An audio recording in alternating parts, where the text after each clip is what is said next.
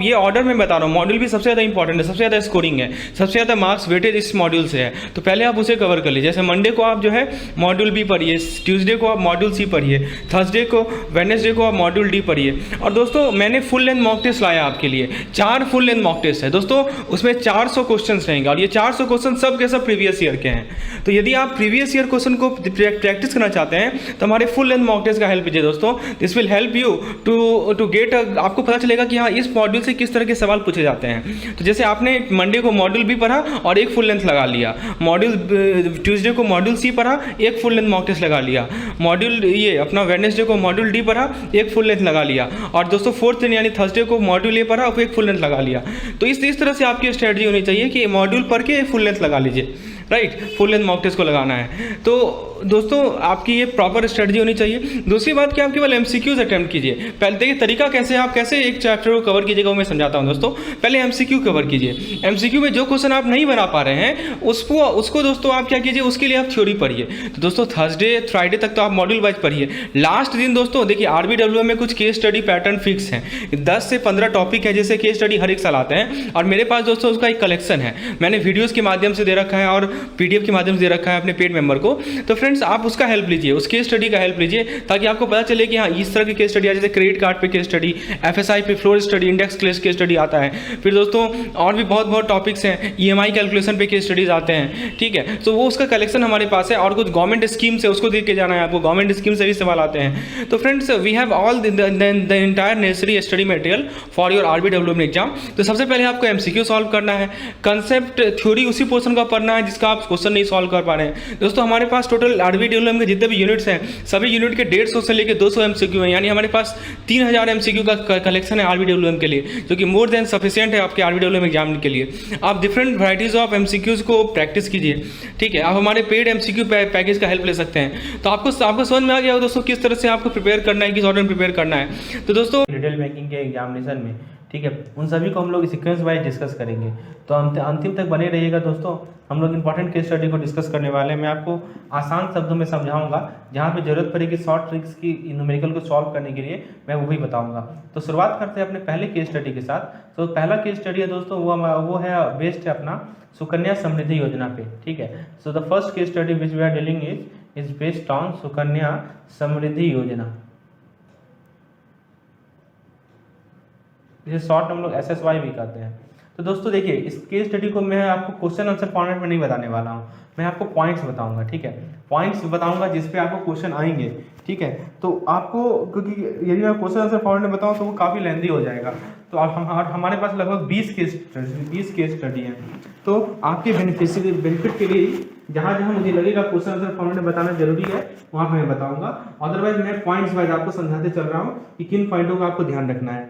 देखिए पहला क्वेश्चन पूछा जाता है सुकन्या समृद्धि योजना में कि ये अकाउंट किसके लिए ओपन किया जा सकता है, ठीक है। तो ऑप्शन जैसे मान लीजिए कि दे देगा, जैसे मान लीजिए कैन बी ओपन फॉर, ये ऑप्शन देगा कि योर गर्ल चाइल्ड, ठीक है, योर गर्ल चाइल्ड। तो दोस्तों ऑप्शन को हटाइए, मैं आपको पॉइंट वाइज समझाता हूँ। तो पहला क्वेश्चन है कि for whom it can be open. तो it can be opened for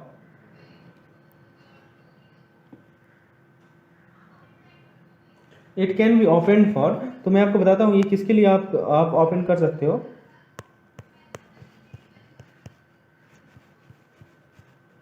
तो ये आप ओपन कर सकते हो योर गर्ल चाइल्ड के लिए, आपके जो गर्ल चाइल्ड हैं उनके लिए आप इसे ओपन कर सकते हो। और दोस्तों दूसरा चीज़ है आप इसे ओपन कर सकते हो एडॉप्टेड गर्ल चाइल्ड के लिए। तो यदि आपने एडॉप्ट भी किया है गर्ल चाइल्ड को तो उनके लिए भी आप इसे ओपन कर सकते हो, इस अकाउंट को। ये पहला पॉइंट है। चलिए दूसरा पॉइंट देखते हैं दोस्तों, जहाँ से क्वेश्चन पूछा जाता है कि ये पूछा जाता है कि प्री मैच्योर विड्रॉल, जो हमारा प्री मैच्योर विड्रॉल होता है इस केस में,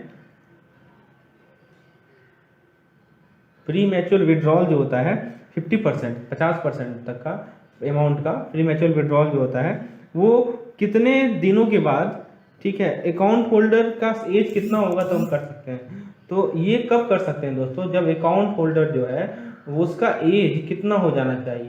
तो बताइए कितना हो जाना चाहिए। तो दोस्तों आप यहाँ पे साइड में आप कमेंट कर सकते हैं। तो वो हो जाना चाहिए दोस्तों, अकाउंट होल्डर का जो एज है वो हो जाना चाहिए आपका 18 ईयर्स, ठीक है। तो 18 ईयर्स पे आप प्री मैच्योर विड्रॉल कर सकते हैं। लेकिन किस रिक्वायरमेंट के लिए, रिक्वायरमेंट क्या है दोस्तों, रिक्वायरमेंट भी आपको पता होना चाहिए। तो रिक्वायरमेंट क्या है दोस्तों, रिक्वायरमेंट है मैरिज और हायर एजुकेशन, ठीक है, दोनों रिक्वायरमेंट है, मैरिज के लिए या ऑब्लिक हायर एजुकेशन के लिए, ठीक है। तो ये इस चीज को आप ध्यान रखेंगे, ठीक है।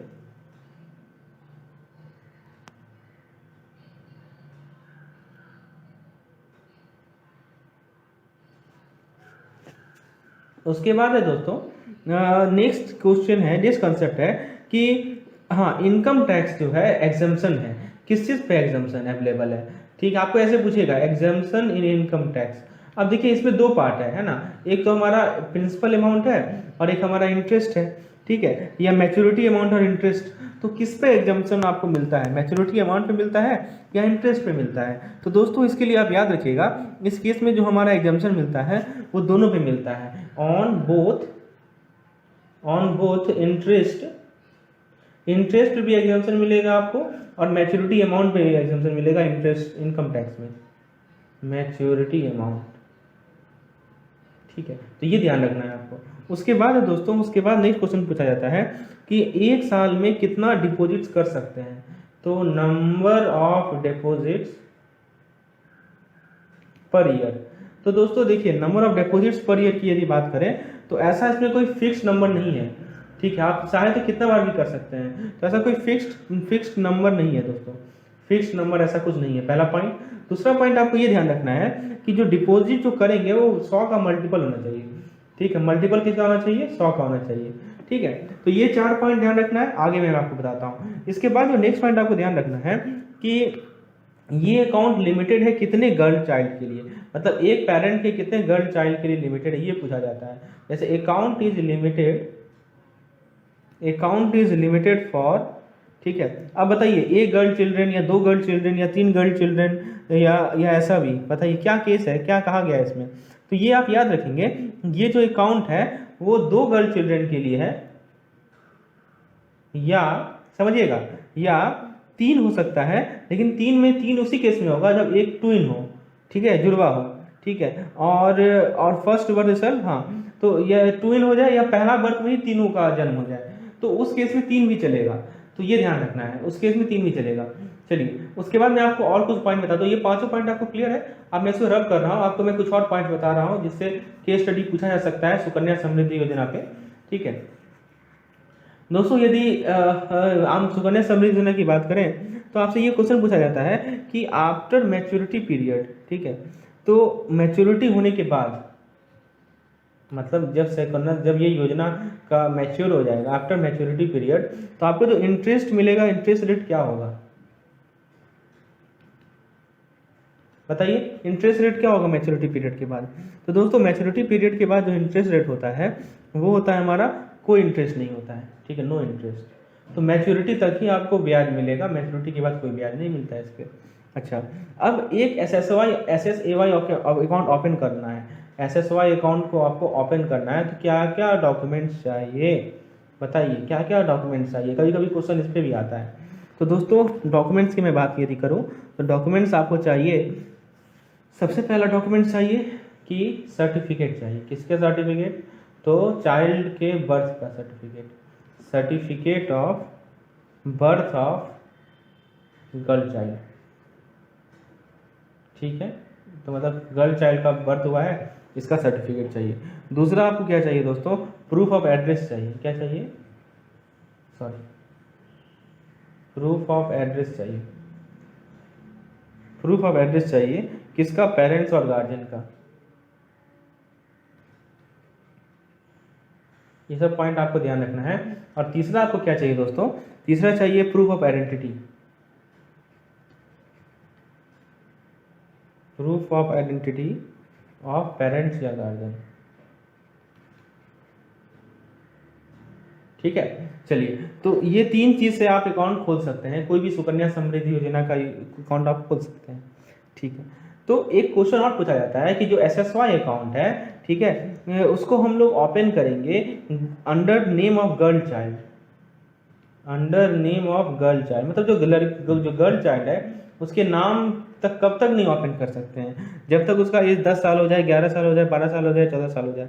तो दोस्तों इसका करेक्ट आंसर है उसका एज 10 साल हो जाए।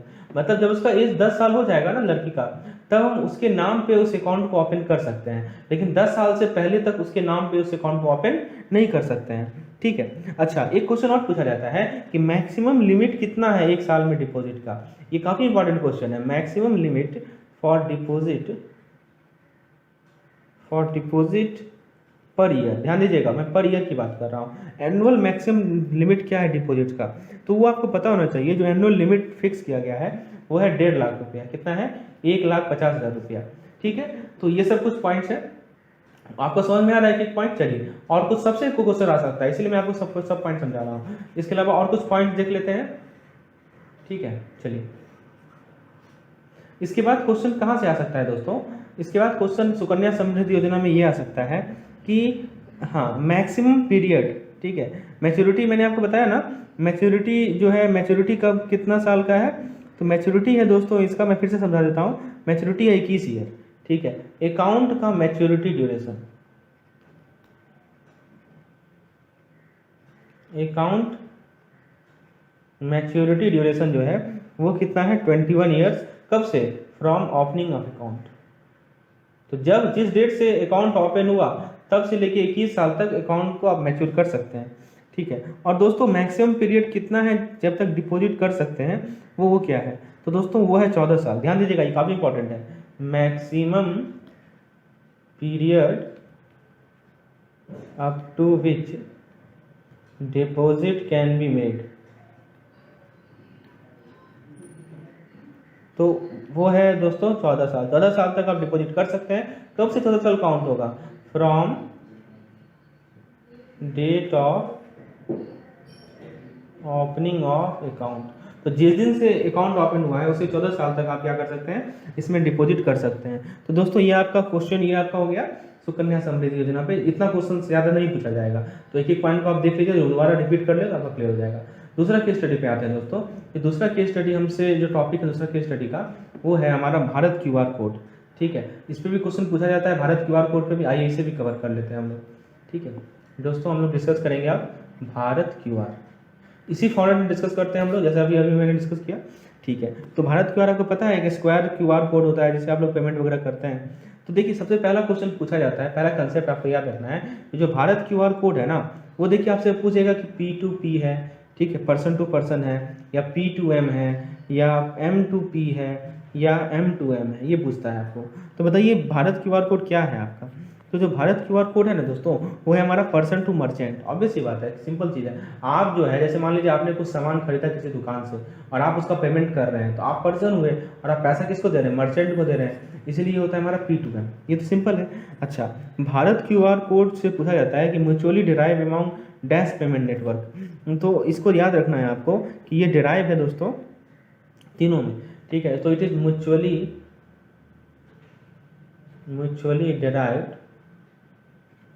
Derived amount. तो NPCI, दूसरा है हमारा वीज़ा, और तीसरा है हमारा मास्टर कार्ड। तो तीनों से म्यूचुअली ये डिराइव्ड है। चलिए, इसके बाद तीसरा पॉइंट आपको ध्यान रखना है कि चार्ज क्या है। यदि मान लीजिए पूछे कि आपसे चार्ज कितना लगता है भारत क्यूआर कोड को यूज करने के लिए, तो कोई एडिशनल चार्ज नहीं है। ठीक है, नो एडिशनल चार्जेस। ठीक है, नो एडिशनल चार्जेस, कोई चार्जेस नहीं है।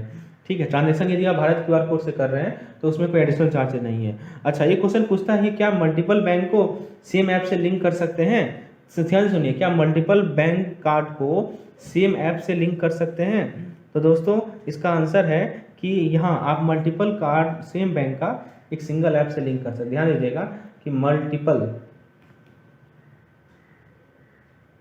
Multiple card of same bank can be linked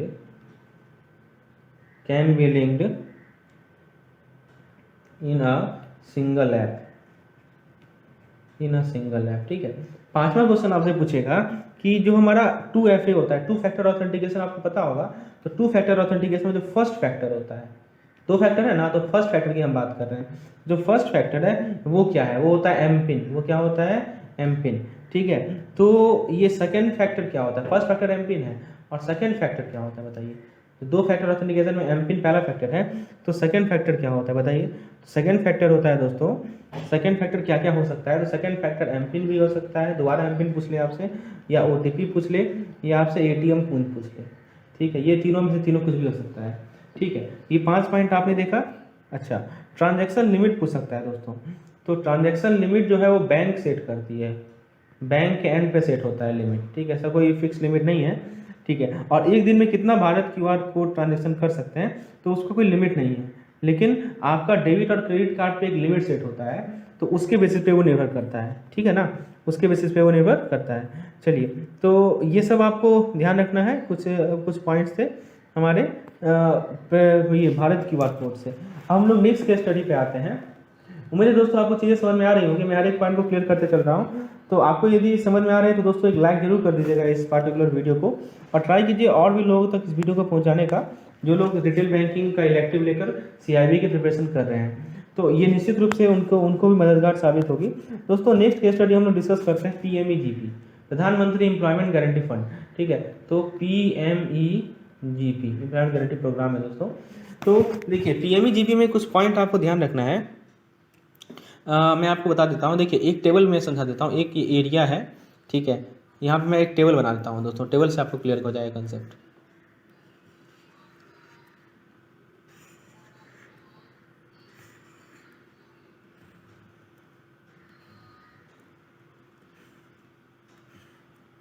चलिए दोस्तों, ये टेबल है हमारा, इसमें सबसे पहले ऊपर हम लिखते हैं यहाँ पे एरिया, क्या लिखते हैं, एरिया, ठीक है। उसके बाद लिखते हैं अर्बन एरिया हो, उसके बाद लिखते हैं दोस्तों रूरल एरिया हो,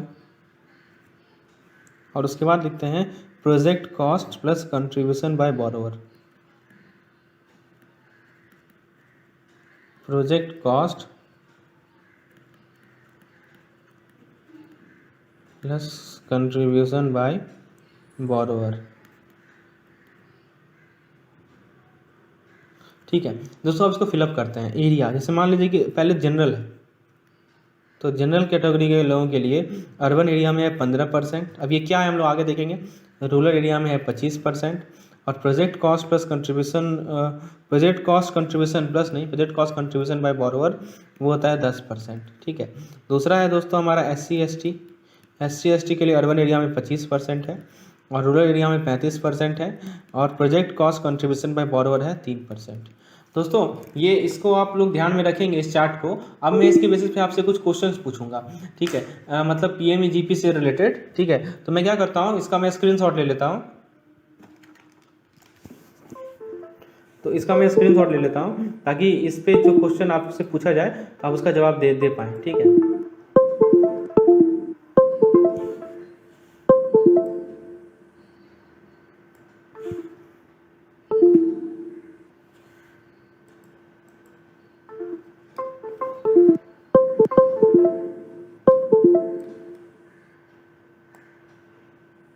ठीक है, मैंने इसका स्क्रीनशॉट ले लिया है। अब मैं आपको इसको डिलीट करके मैं फिर से इस पर सवाल पूछता हूँ PMEGP पे। देखिए पहला सवाल है हमारा कि लॉक इन पीरियड क्या होता है, जो हमारा PMEGP सब्सिडी है, ठीक है, इसका लॉक इन पीरियड क्या है। तो दोस्तों लॉक इन पीरियड आपको याद रखना है कि इसका लॉक इन पीरियड है 3 इयर्स, ठीक है। दूसरा सवाल पूछा जाएगा आपसे कि आप यदि इस PMEGP स्कीम के अंदर एलिजिबल होना चाहते हैं तो आपका एज कितना होना चाहिए, तो मतलब एज ऑफ एप्लीकेंट,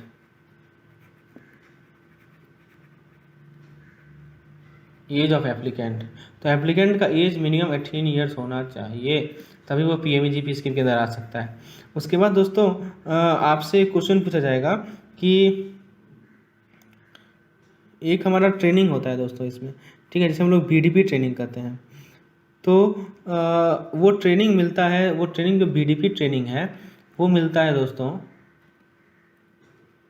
वो कब मिलता है, तो वो मिलता है 12 दिन का, 12 वर्किंग डेज का वो ट्रेनिंग मिलता है, 12 वर्किंग डेज का वो ट्रेनिंग मिलता है दोस्तों। और प्रोजेक्ट कॉस्ट जो है, जो 5 लाख से ज़्यादा का प्रोजेक्ट कॉस्ट है उस केस में, ये कंसेप्ट याद रखिएगा, for project cost more than more than 5 lakh, मतलब 5 लाख से ऊपर का यदि प्रोजेक्ट कॉस्ट है तो उस केस में ये ट्रेनिंग मिलेगा। ठीक है, उसके बाद दोस्तों आपसे ये पूछता है कि क्या मिनिमम क्वालिफिकेशन है प्रोजेक्ट कॉस्ट के लिए, minimum qualification required for project cost. तो दोस्तों देखिए इसमें मिनिमम क्वालिफिकेशन क्या है, देखिए मिनिमम क्वालिफिकेशन क्या है कि आपका 8 क्लास पास होनी चाहिए आप। ठीक है, जैसे देखिए मैन्युफैक्चरिंग सेक्टर की बात करें, मिनिमम क्वालिफिकेशन की हम बात कर रहे हैं, मिनिमम क्वालिफिकेशन आपका 8 क्लास होना चाहिए। और क्या उससे क्या मिलेगा आपको, उससे आपको जो प्रोजेक्ट 10 लाख से ऊपर तक का है, ठीक है, प्रोजेक्ट 10 लाख से जो ऊपर है, किस केस में 10 लाख से ऊपर है, मैन्युफैक्चरिंग सेक्टर में, मैन्युफैक्चरिंग सेक्टर में तो वो मिल जाएगा। और यदि आपका एम्प्लॉयमेंट गारंटी वाला स्कीम है ना, तो यदि आपने 8 क्लास पास कर रखा है तो आपको जो प्रोजेक्ट 10 लाख से ऊपर का है मैन्युफैक्चरिंग सेक्टर में उसमें मिल सकता है। और यदि आप 5 लाख से ऊपर का प्रोजेक्ट सर्विस सेक्टर में के लिए आप एलिजिबल हैं। ठीक है, सर्विस सेक्टर, चलिए ये दूसरी ध्यान रखिएगा। उसके बाद दोस्तों जो हमारा कैपिटल एक्सपेंडिचर लोन है या कैश क्रेडिट लिमिट है वो कैसे यूटिलाइज किया जाएगा। तो दोस्तों जो हमारा कैपिटल एक्सपेंडिचर लोन या कैश क्रेडिट लिमिट है उसमें देखिए क्या है, नियम है कि जो वर्किंग कैपिटल है, working capital at least one should touch 100% limit of CC within 3 year. और ये ध्यान रखिएगा, working capital at least once should touch 100% limit, मतलब एक बार वर्किंग कैपिटल 100% लिमिट को टच करना चाहिए किसी भी सीसी का, कैश क्रेडिट अकाउंट का, विद इन 3 ईयर्स, 3 साल की अवधि में। ठीक है, और दोस्तों 75% जो हमारा सैंक्शन लिमिट है, नॉट लेस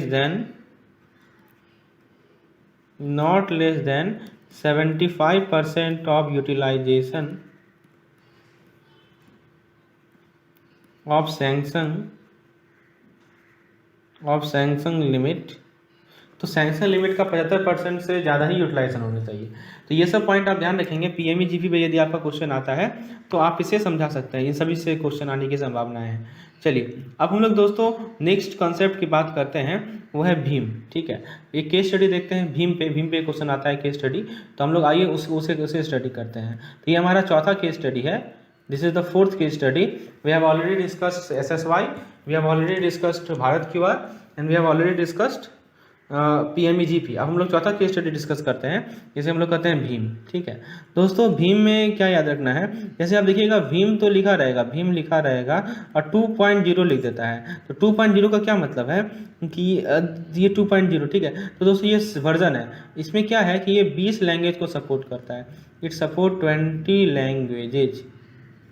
ठीक है, उसके बाद है दोस्तों इसका स्लोगन क्या है, इसका स्लोगन है कि इंडिया को कैशलेस बनाना, मेकिंग इंडिया कैशलेस, भीम का स्लोगन है। और उसके बाद दोस्तों ये पूछा जाता है कि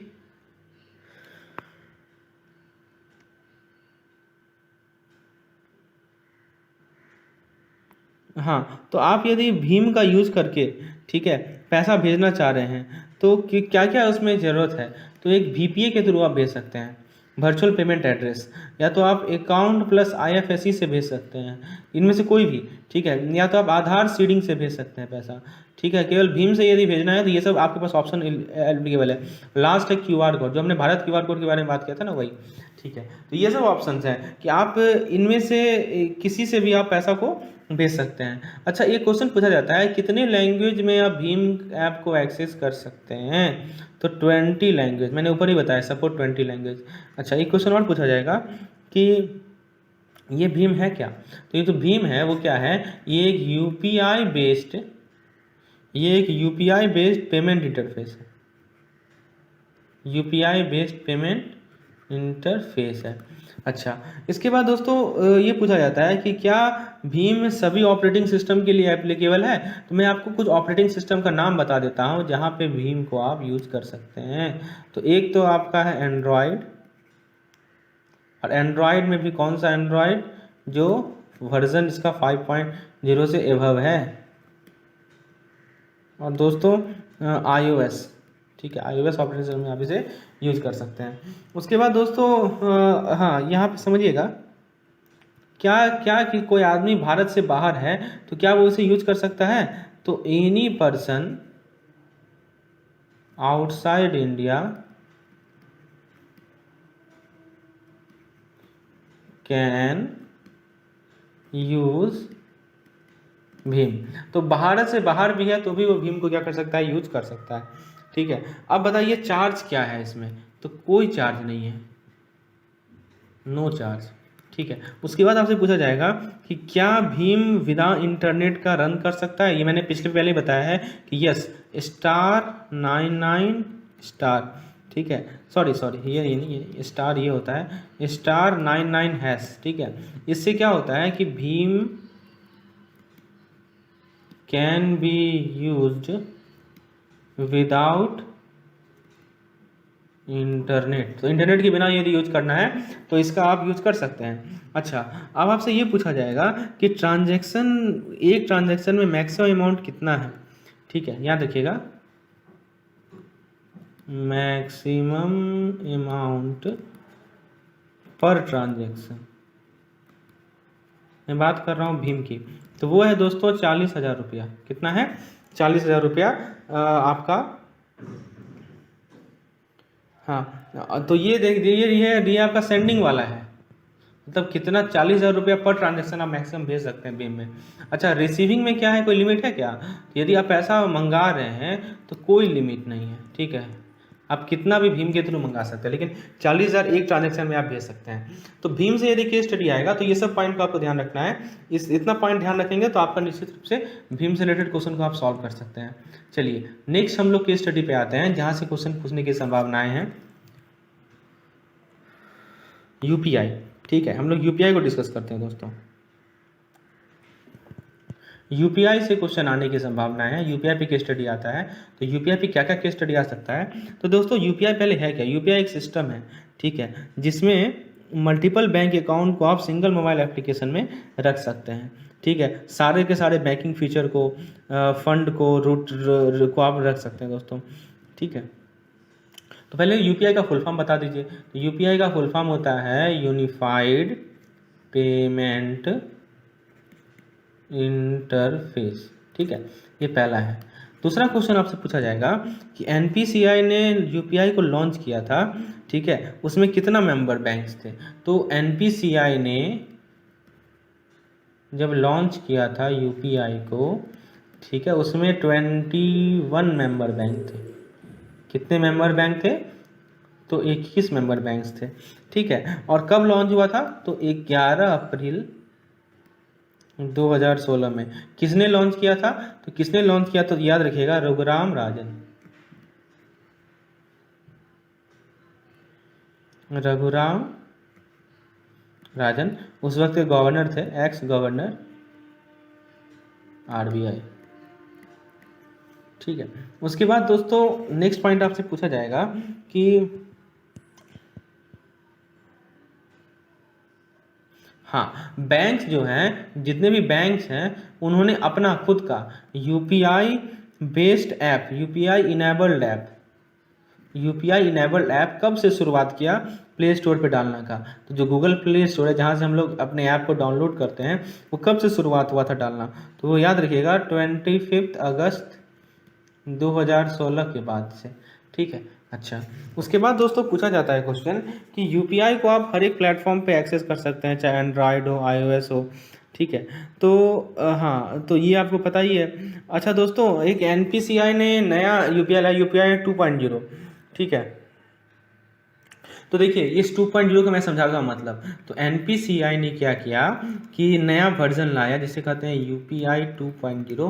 क्यों लाया यूपीआई 2.0? तो इसमें ऑटो पे की फैसिलिटी है। किसकी फैसिलिटी है? ऑटो पे की फैसिलिटी है। और ऑटो पे मतलब कि रेकरिंग डिपॉजिट,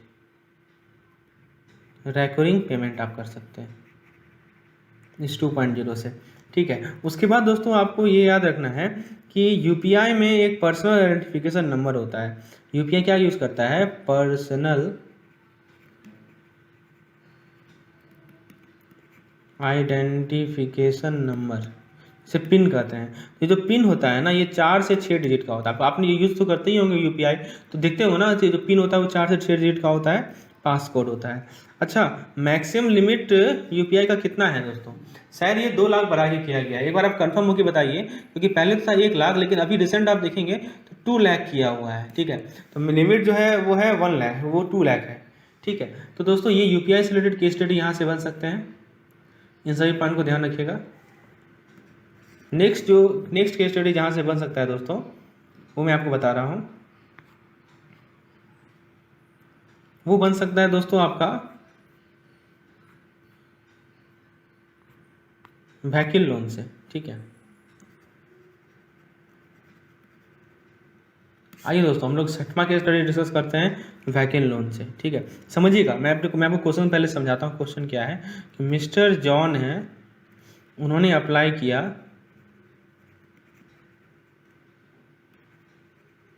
व्हीकल लोन के लिए ऑफ ₹6 लाख।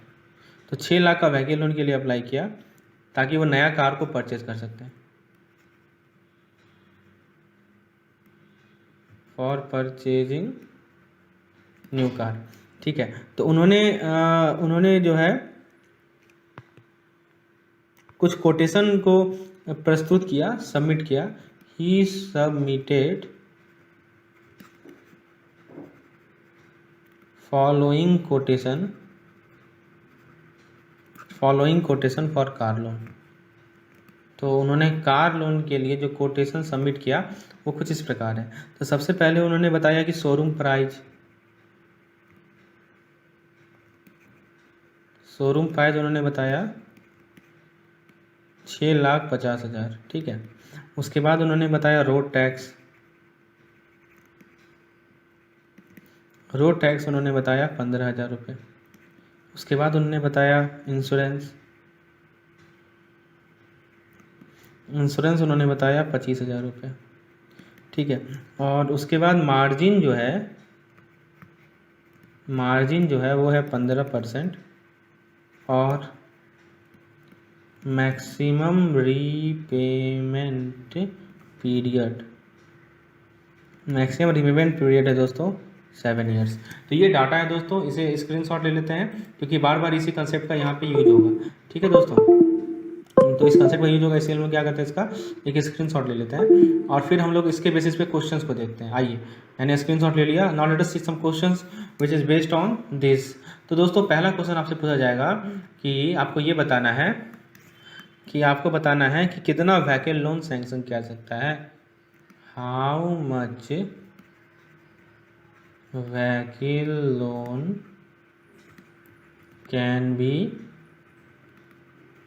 सैंक्शन। ठीक है, तो बताइए सैंक्शन कर कितना व्हीकल लोन आप सैंक्शन कर सकते हैं दोस्तों।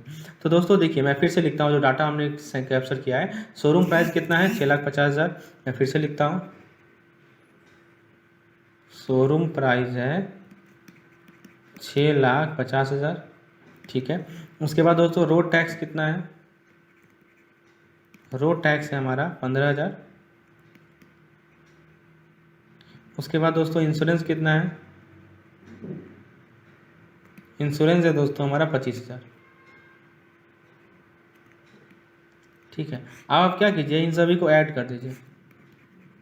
तो टोटल कॉस्ट कितना आपका लग रहा है बताइए? टोटल कॉस्ट लग रहा है 6,90,000। ठीक है, अब दोस्तों सिंपल सी बात है, जो एलिजिबल लोन है आपको मार्जिन कितना का देना है? मार्जिन देना है कितना का? 15% का। तो जो 6,90,000 है उसमें से आप क्या करेंगे? 15% घटा देंगे, है ना। 15% घटा देंगे किसका? तो 6,90,000 का ही तो होगा। यानी कुल मिलाकर आपको 85% निकाल लेना है 6,90,000 का। समझ में आ रहा है? तो ये कितना मिलेगा हमें? ये मिलेगा आपको 5,86,000 5,86,500 रुपीज़। तो ये आपका एलिजिबल लोन है। काफ़ी सिंपल था। ठीक है, हाँ, तो देखिए वैसे मार्जिन जो है 10% होता है न्यू व्हीकल के लिए, और ओल्ड व्हीकल के लिए होता है, यूज्ड व्हीकल के लिए होता है 20 से 30%। ठीक है, तो ये आपका पहला क्वेश्चन था। चलिए, आपने व्हीकल लोन कितना सैंक्शन किया वो निकाल लिया। दूसरा क्वेश्चन आपसे पूछ सकता है, यदि रेट ऑफ इंटरेस्ट जो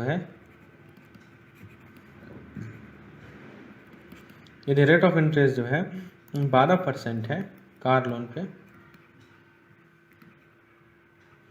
ठीक है, आपको ये बताना है calculate the EMI, calculate the EMI which mister John need to pay. तो कितना EMI पे करना पड़ेगा उन्हें बताइए। तो दोस्तों EMI उन्हें कितना पे करना पड़ेगा यदि आपको ये निकालना है, तो लोन अमाउंट कितना है आपका, लोन अमाउंट है दोस्तों 5,86,500। रेट ऑफ इंटरेस्ट जो दिया हुआ है वो दिया हुआ है कितना 12%। अच्छा ये 12% जो दिया हुआ है ना दोस्तों, वो 12% आपका ईयरली बेसिस पे है ना, ईयरली एनुअल बेसिस पे है। ठीक है, और चूंकि हमें EMI निकालना है यानी मंथली इंस्टॉलमेंट निकालना है, तो हम इसे क्या करेंगे मंथ बेसिस पे कन्वर्ट कर लेंगे। ठीक है, तो मंथ बेसिस पे कैसे कन्वर्ट करेंगे बताइए। तो 12% पर ईयर है ना, इसको आपको पर मंथ करना है, तो आप क्या करेंगे, तो इनटू मंथ अपॉन मंथ करेंगे, तो दोस्तों 12 से डिवाइड करना पड़ेगा, यानी 1% पर मंथ हो जाएगा। ठीक है, यानी कि 0.01 हो जाएगा। अच्छा, जब भी EMI निकालना रहे तो इसको ध्यान रखें। और N जो है हमारा वो कितना है 7 ईयर्स है। ठीक है, N जो है वो 7 साल के लिए मैक्सिमम मिला है ना लोन, ये आपको मैंने बताया मैक्सिमम पीरियड जो 7 ईयर्स का है। तो 7 ईयर्स में 7 को क्या करेंगे 12 से गुना कर लेंगे, तो कितना हो जाएगा 84 मंथ्स हो जाएगा। और EMI का फॉर्मूला आपको शायद याद होगा, मैंने आपको BFM में भी समझाया, ये और AVM में भी समझाया है। वो होता है P, एक तरह से ये आपका एन्युटी तो है। ठीक है,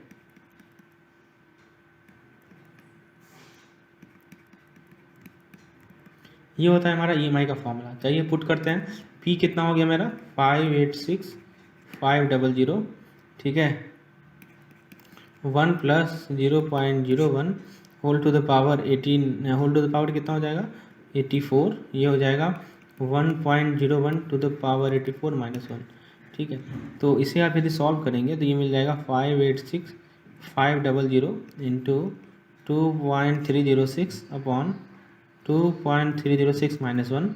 सिंप्लीफाई कीजिए तो ये आपको कितना मिलेगा बताइए, ये मिल जाएगा 10,355 रुपया का EMI आपको देना पड़ेगा। ठीक है, इस पार्टिकुलर लोन के लिए। चलिए, फिर ये दूसरा क्वेश्चन था। तीसरा क्वेश्चन पे आते हैं हम लोग। देखिए थर्ड क्वेश्चन जो इस पार्टिकुलर व्हीकल लोन से आपसे पूछा जाएगा वो मैं आपको बताता हूँ। थर्ड क्वेश्चन आपसे ये पूछा जाएगा, आप ये बताइए कि कौन सा चार्ज एप्लीकेबल है इस पार्टिकुलर व्हीकल लोन पे, उसका नाम क्या है, उस चार्ज को क्या कहते हैं। तो दोस्तों उसको हम लोग कहते हैं हाइपोथिकेशन। क्या कहते हैं हाइपोथिकेशन, आपने पढ़ा होगा GIB में। ठीक है, हाइपोथिकेशन। अच्छा अब देखिए, मान लीजिए क्वेश्चन कर रहा है if this car loan has floating rate of interest. पहले केस में तो फिक्स रेट ऑफ इंटरेस्ट था, have floating rate of interest and mister John repay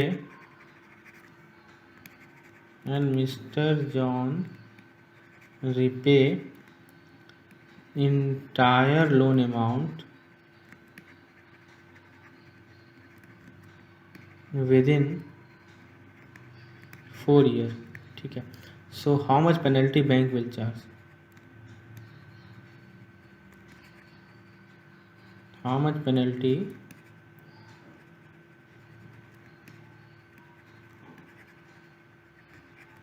तो दोस्तों ध्यान रखिएगा, यदि फ्लोटिंग रेट ऑफ इंटरेस्ट है और मिस्टर जॉन ने सारा लोन अमाउंट को प्रीपे कर दिया 4 साल से पहले, तो कोई पेनल्टी चार्ज नहीं होगा, नो पेनल्टी चार्ज।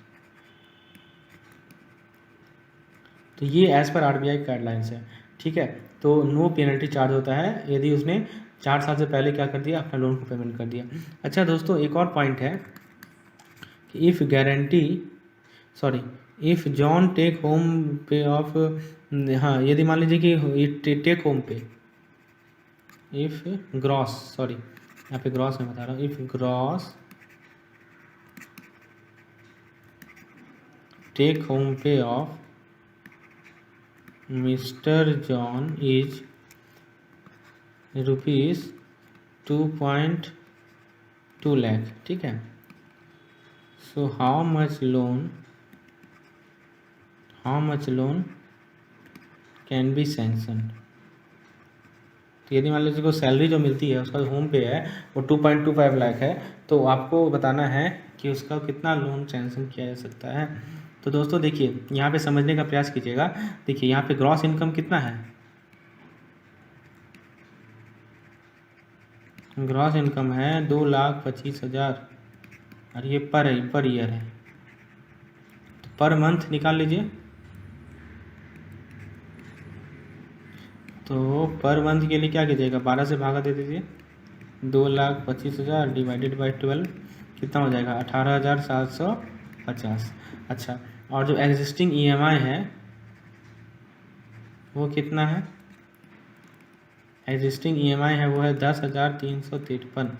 और देखिए नियम क्या है, जो मैक्सिमम EMI दिया जा सकता है एज पर RBI गाइडलाइन वो है 50% ऑफ ग्रॉस मंथली इनकम।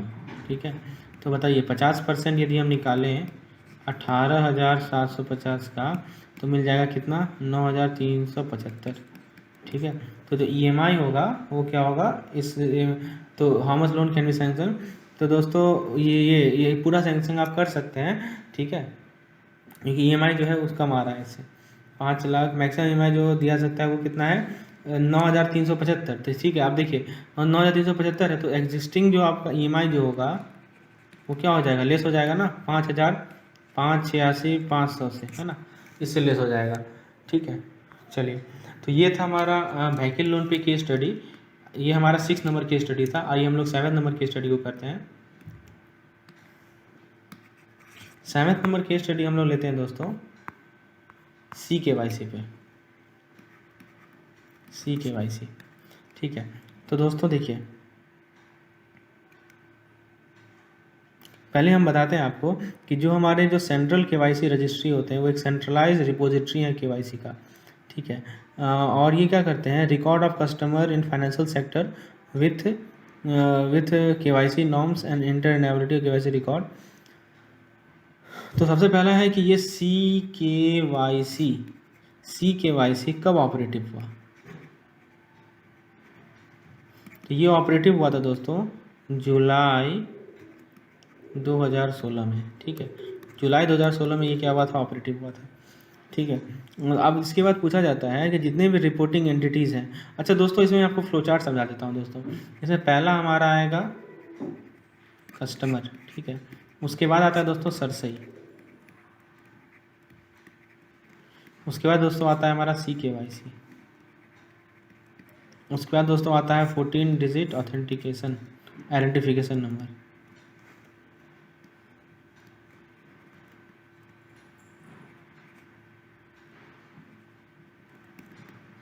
और उसके बाद 4 पार्ट है इसका। पहला है बैंक, दूसरा है म्यूचुअल फंड, तीसरा है इंश्योरेंस और चौथा है पेंशन। ठीक है, तो आप देखिए ये चार्ट को याद रखिएगा, इसका यूज होगा इस पार्टिकुलर क्वेश्चन में। हम लोग दोस्तों इस क्वेश्चन पे आते हैं। पहला तो हमने बता दिया कि CKYC ऑपरेटिव कब हुआ, तो 2016 की जुलाई से ये ऑपरेटिव हुआ, ये पॉइंट आपको ध्यान रखना है। उसके बाद जो नेक्स्ट क्वेश्चन पूछा जाता है कि जितने भी रिपोर्टिंग एंटिटीज़ हैं बैंक्स को इंक्लूड करके, उन्हें KYC का रिकॉर्ड E-कॉपी फाइल कब से करना, ध्यान रखिएगा। All reporting entities to file e copy of KYC record within, जो टाइम दिया गया वो है 3 डेज, 3 दिनों के अंदर जो है सभी को E-कॉपी को फाइल करना है। ठीक है, और दोस्तों हाँ एक चीज़ पूछा जाता है कि जो हमारा KYC आइडेंटिफायर होता है, KYC आइडेंटिफायर जो होता है वो एक यूनिक आइडेंटिफायर होता है। ये क्या होता है, यूनिक आइडेंटिफायर होता है, यूनिक आइडेंटिफायर होता है। ठीक है, कस्टमर के लिए, फॉर कस्टमर, हर एक कस्टमर का अपना एक यूनिक आइडेंटिफायर है फॉर कस्टमर। ठीक है, और ये कौन जनरेट करता है, जनरेटेड बाय CKYCR। ठीक है, और ये रिपोर्टिंग एंटिटी को नोटिफाई करता है and notify to reporting entity. Reporting entity में बैंक सब आते हैं, मैं आपको नीचे बताया था ना 4 चीज़ बताया था। रिपोर्टिंग एंटिटी में म्यूचुअल फंड, बैंक, फिर इंश्योरेंस और पेंशन, ठीक है, नोटिफाइड टू रिपोर्टिंग एंटिटी। तो दोस्तों देखिए, ये समझने का प्रयास कीजिए क्या हो रहा है यहाँ पे, कि जो यूनिक आइडेंटिफायर है कस्टमर का, वो CKYCR जनरेट करता है, और इसे रिपोर्ट नोटिफाई किसे करता है, रिपोर्टिंग एंटिटी को नोटिफाई करता है। अच्छा, ये पूछा जाता है कि ये कितना डिजिट का कोड है, ये जो KYC आइडेंटिफायर है, तो मैंने आपको बताया है ये 14 डिजिट का कोड है KYC आइडेंटिफायर, ठीक है। उसके बाद दोस्तों एक पूछा जाता है कि डॉक्यूमेंट्स क्या क्या चाहिए, डॉक्यूमेंट्स फॉर CKYC। तो CKYC के लिए डॉक्यूमेंट क्या क्या चाहिए बताइए। तो एक तो आपको साइन चाहिए, और दोस्तों दूसरा चाहिए फोटोग्राफ, ठीक है, साइन और फोटोग्राफ चाहिए CKYC के लिए। अब दोस्तों हाँ, तो ये पूछा जाता है डॉक्यूमेंट वेरिफिकेशन के लिए अलॉट टाइम कितना है।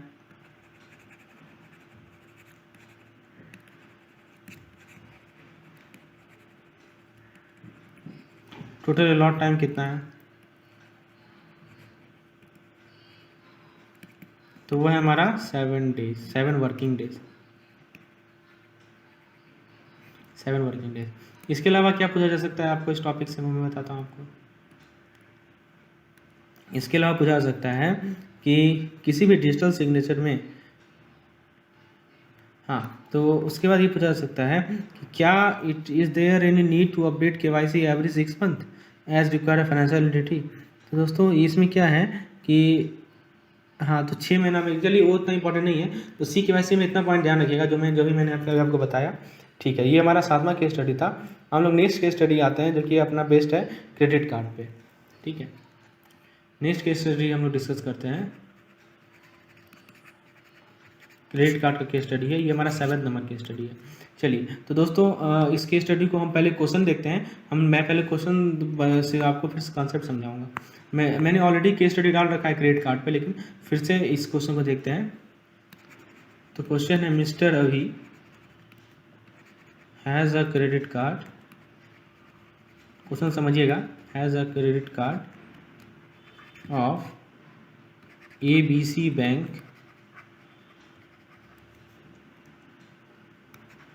and its limit is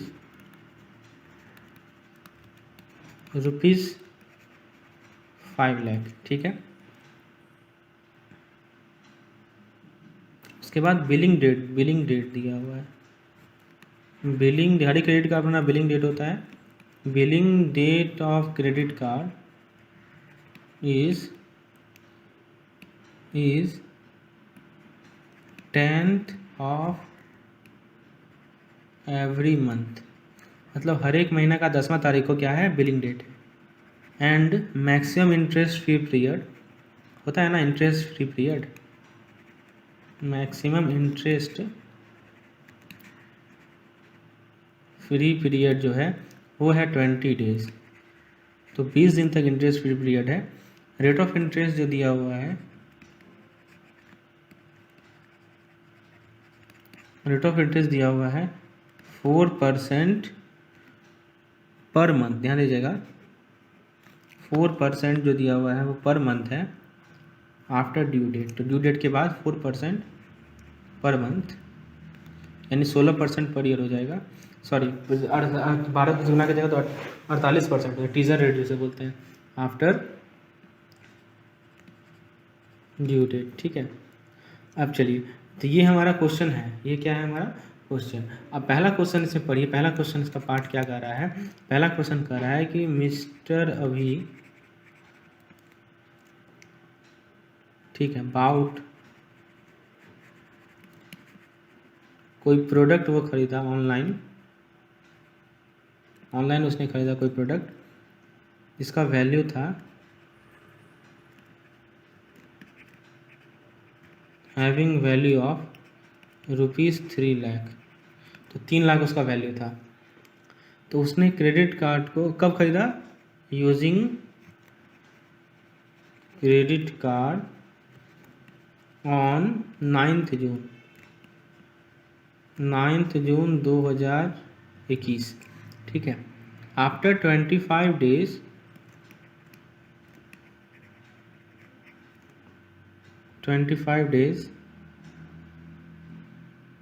he paid he paid outstanding amount with interest, उसने जो आउटस्टैंडिंग अमाउंट था उसे इंटरेस्ट के साथ पे कर दिया 25 दिन के बाद। तो आपसे ये पूछना है, आपको ये पूछ रहा है कि how much interest was paid by mister अभी ऑन आउटस्टैंडिंग अमाउंट।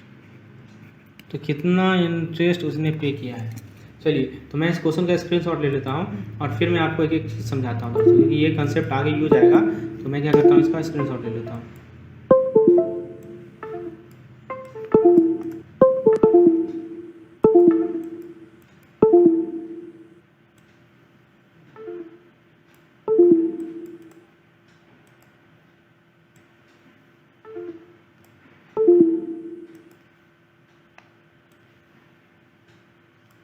चलिए, मैंने स्क्रीनशॉट ले लिया। अब हम लोग एक पहला क्वेश्चन को सॉल्व करते हैं। क्वेश्चन समझ में आया आपको? क्वेश्चन क्या कर रहा है कि उसका क्रेडिट कार्ड का लिमिट है 5 लाख का, बिलिंग डेट है हर एक महीना का 10वां तारीख को, और मैक्सिमम इंटरेस्ट फ्री पीरियड है 20 दिन, रेट ऑफ इंटरेस्ट 4% दिया हुआ है ड्यू डेट के बाद। उसने क्या किया कि 3 लाख रुपये का कुछ सामान मंगाया और क्रेडिट कार्ड को यूज किया था 9 जून 2021 को। 25 दिन के बाद उसने आउटस्टैंडिंग अमाउंट इंटरेस्ट के साथ पे कर दिया था। कितना इंटरेस्ट उसने पे किया, चलिए इसको सॉल्व करते हैं दोस्तों।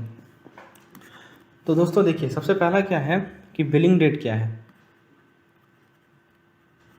तो बिलिंग डेट जो होगा हमारा वो 10वां तारीख है, तो वो कब होगा? 10 जून को होगा, ठीक है। ड्यू डेट कब होगा बिल का?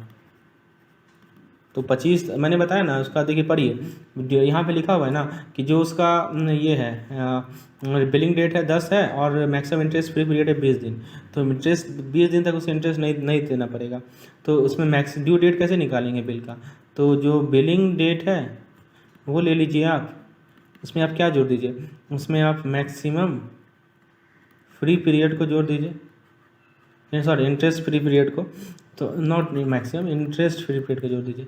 तो बिलिंग डेट कब है? 10 जून है, और इसमें आप 20 दिन जोड़ दीजिए। तो इसमें आप कब पहुंच जाएंगे? आप 30 जून को पहुंच जाएंगे ना, 30 जून 2020, ठीक है। उसके बाद दोस्तों आउटस्टैंडिंग उसने कब पे किया?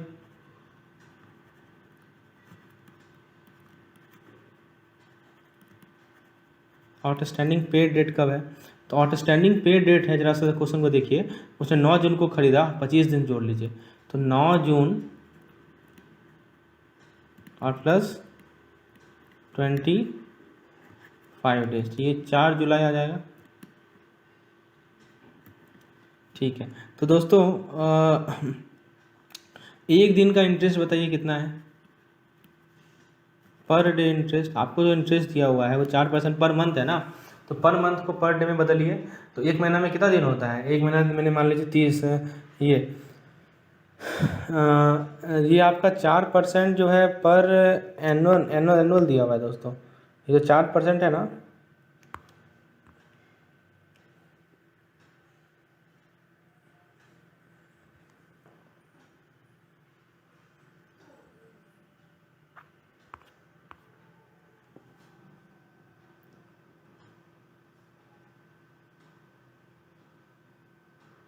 ठीक है। देखिए इसको समझिए कैसे निकालते हैं पर डे इंटरेस्ट। मैं आपको ट्रिक बताता हूँ, यहाँ पे थोड़ा सा दिक्कत हो सकती है। तो आपको इंटरेस्ट जो दिया हुआ है, समझिए इंटरेस्ट पर मंथ दिया हुआ है ना, ठीक है, ये दिया हुआ है। अच्छा, अब आप ये बताइए इंटरेस्ट पर मंथ को आप ऐसे लिख सकते हैं क्या? समझिएगा, interest per day into day upon month, ऐसा लिख सकते हैं, बिल्कुल लिख सकते हैं। तो ये हम गेस कैलकुलेशन है। और इंटरेस्ट पर डे, सॉरी, हमें इंटरेस्ट पर डे इंटरेस्ट निकालना है ना, यहाँ पे गड़बड़ है, एक मिनट रुकिएगा जरा सा, सॉरी, यहाँ पे एक मिस्टेक है, इसको मैं डिलीट कर रहा हूँ। ये एक कैलकुलेशन तरीका है जिससे आप कभी कंफ्यूज नहीं होंगे कि कहाँ डिवाइड करना है, कहाँ मल्टीप्लाई करना है। आपको क्या निकालना है? पर डे इंटरेस्ट निकालना है ना, यानी कि आपको ये निकालना है इंटरेस्ट पर डे। और आपको दिया क्या होगा? आपको दिया हुआ है इंटरेस्ट पर मंथ। तो क्या कीजिए, इंटू मंथ कर दीजिए और बाय डे कर दीजिए, तो ये अपने आप कैंसिल हो जाएगा, तो ये आपको निकल जाएगा। अब इंटरेस्ट पर मंथ कितना दिया हुआ है? ये आपको दिया हुआ है 0.04, 4% दिया हुआ है ना। अब बताइए एक साल में कितना महीना होता है, 12 महीना होता है, और एक साल में कितना दिन होता है, 365 दिन होता है। तो ये आपका कैलकुलेशन हो जाएगा। तो इसको यदि आप सॉल्व करेंगे तो ये मिल जाएगा 0.0015। इसको समझने का प्रयास कीजिएगा ये कैसे आया है, ठीक है। तो आपका बताइए ये पर डे का इंटरेस्ट मिला इतना %, तो डेली इंटरेस्ट कितना हो जाएगा बताइए। ये इंटरेस्ट किस पे लगेगा, तो ये इंटरेस्ट लगेगा प्रिंसिपल पे ना, जितना का उसने ट्रांजेक्शन किया, 3 लाख का ट्रांजेक्शन किया है, तो 0.0015 इंटू 3 लाख, ठीक है। तो ये आपको मिल जाएगा, सॉरी परसेंटेज नहीं है, केवल वैल्यू है, इसको वैल्यू निकालिएगा तो 390 रुपया मिलेगा डेली का इंटरेस्ट उसका। तो उसने कितना इंटरेस्ट पे किया बताइए, इंटरेस्ट उसने कितना पे किया, मतलब उसका ड्यू डेट था 30 जून और 4 जुलाई को उसने पे किया, तो 1 2 3 4 दिन का किया होगा उसने इंटरेस्ट पे, ठीक है। तो जो इंटरेस्ट उसने पे किया वो कितना हो जाएगा अपना,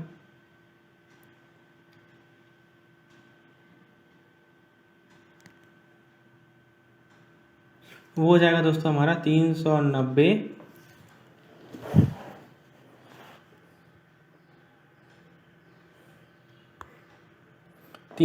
इंटू 25 डेज, ठीक है। तो ये हो जाएगा हमारा रुपीज़ में 9750 रुपीज़, ठीक है। तो इस प्रकार से हम लोगों ने इंटरेस्ट पेड निकाल लिया। नेक्स्ट क्वेश्चन मान लीजिए इसमें पूछा गया है क्वेश्चन नंबर 2, ठीक है। उसने क्या किया, मिस्टर अभी ने क्या किया, उसने प्रोडक्ट खरीदा, bought product in a mall with a value of rupees 5 lakh using credit card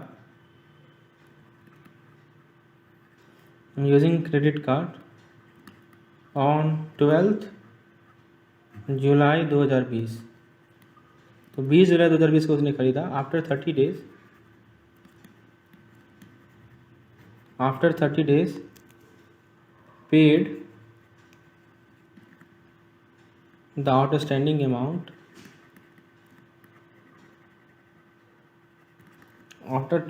after 30 days he paid the outstanding amount with interest, ठीक है। तो आपको बताना है कि कितना इंटरेस्ट उसने पे किया, हाउ मच इंटरेस्ट। आइए इसे सॉल्व करते हैं दोस्तों। सेम पिछला वाला क्वेश्चन ही है। तो बिलिंग डेट कब है दोस्तों, समझने का प्रयास कीजिए। इसका बिलिंग डेट है हमारा 12 जुलाई है, तो 10 अगस्त को होगा, मतलब 10 अगस्त इसका बिलिंग डेट है, 10 अगस्त 2020।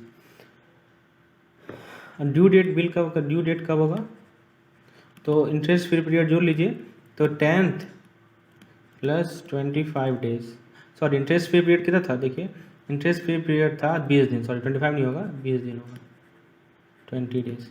तो आपको मिल जाएगा 30 अगस्त। चलिए ये जो आपका ड्यू डेट है। आउटस्टैंडिंग पेड डेट, तो उसने आउटस्टैंडिंग कब पे किया, तो 12th प्लस 30 डेज, ठीक है। तो ये हो जाएगा 12 अगस्त, ठीक है। तो ये हो जाएगा हमारा कितना, 12 अगस्त,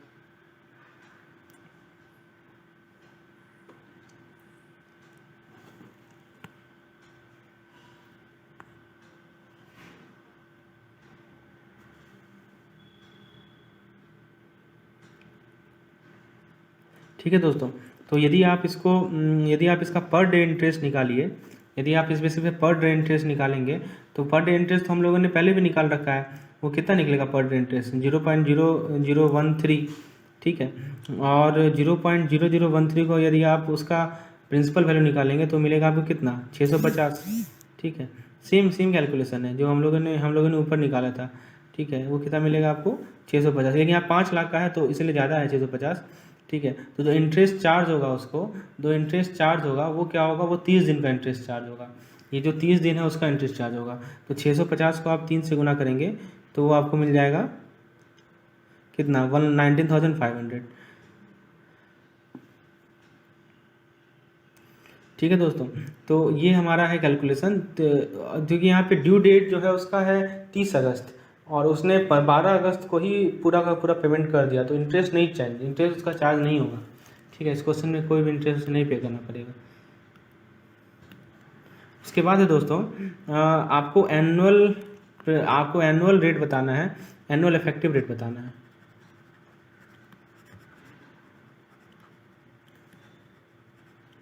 एनुअल इफेक्टिव रेट क्या होगा इस केस में? तो दोस्तों एनुअल इफेक्टिव रेट के लिए आपको रेट ऑफ इंटरेस्ट कितना दिया हुआ है? रेट ऑफ इंटरेस्ट दिया हुआ है 4% पर मंथ, ये दिया हुआ है ना। तो इसको आप क्या करेंगे, इसको आप ईयरली निकाल लेंगे, तो 4 × 12 करेंगे तो कितना हो जाएगा? 48% पर ईयर हो जाएगा। तो एनुअल जो इफेक्टिव रेट होता है उसका फॉर्मूला आपको पता है, 1+r⁴ (-1) × 100, यही होता है ना। ठीक है, r की जगह क्या लिखेंगे? 0.04, n की जगह क्या लिखेंगे? 12 - 1 × 100, तो ये आपको मिल जाएगा 1.601 - 1 × 100, तो मिल जाएगा 60.1%। ये क्या मिला हमारा? एनुअल इफेक्टिव रेट मिला। ठीक है, चलिए उसके बाद हम लोग नेक्स्ट क्वेश्चन देखते हैं इसी पार्टिकुलर केस स्टडी का।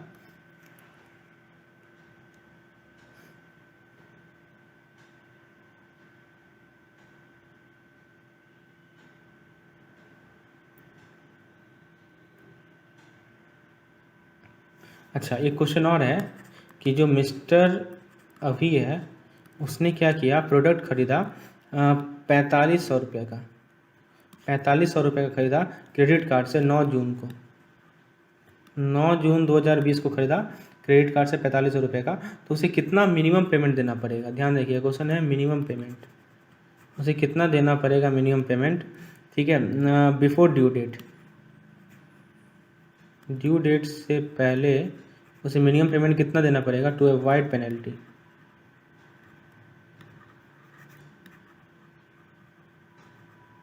तो उसे यदि पेनल्टी को अवॉइड करना है तो मिनिमम पेमेंट कितना देना पड़ेगा? तो एमएडी होता है 5%, ठीक है, 5% ऑफ 4500, तो 4500 का 5% निकालेगा तो 235 आएगा।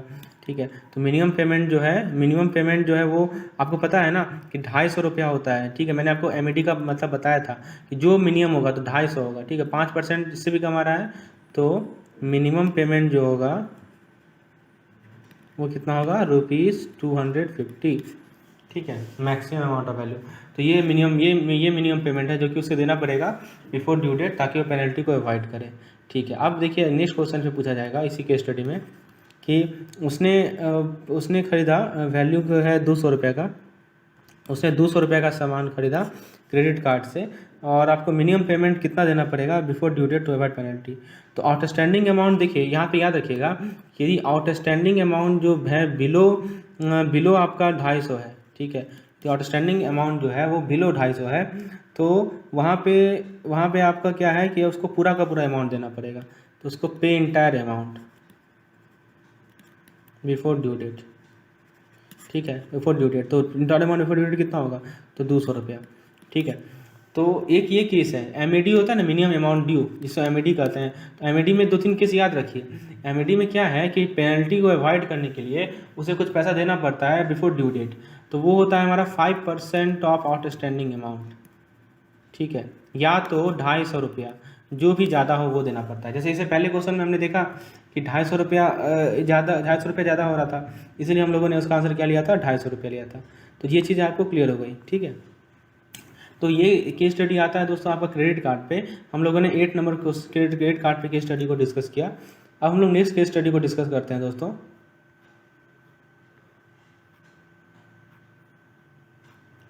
जो कि आपका बेस्ड है एजुकेशन लोन पे। ये हमारा 9th केस स्टडी है। वो किस पे बेस्ड है दोस्तों? एजुकेशन लोन पे। तो सबसे पहले इसके सेंटेंस को देखते हैं। इसमें क्या लिखा हुआ है कि मिस्टर ए रिक्वेस्टेड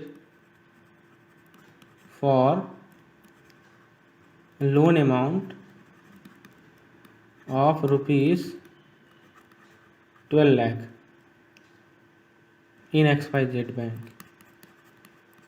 तो XYZ बैंक में मिस्टर ए ने रिक्वेस्ट किया 12 लाख का लोन। ठीक है, और कुछ इन्फॉर्मेशन उनसे मिला, जैसे हॉस्टल फ़ी मिला। ध्यान से देखिएगा, हॉस्टल फ़ी है 60,000 रुपया। उसके बाद ट्यूशन फ़ी है 8 लाख रुपया। उसके बाद कॉशन डिपॉजिट है 50,000 रुपया। ठीक है, ये सब डाटा उसके स्कूल ने दिया कि ये सब उसे फ़ी पे करना पड़ेगा। उसके बाद दोस्तों कॉस्ट ऑफ कंप्यूटर वो है हमारा 50,000 रुपया। परचेज ऑफ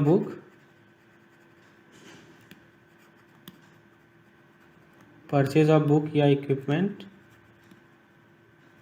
वो है दोस्तों 60,000 रुपया। ठीक है, other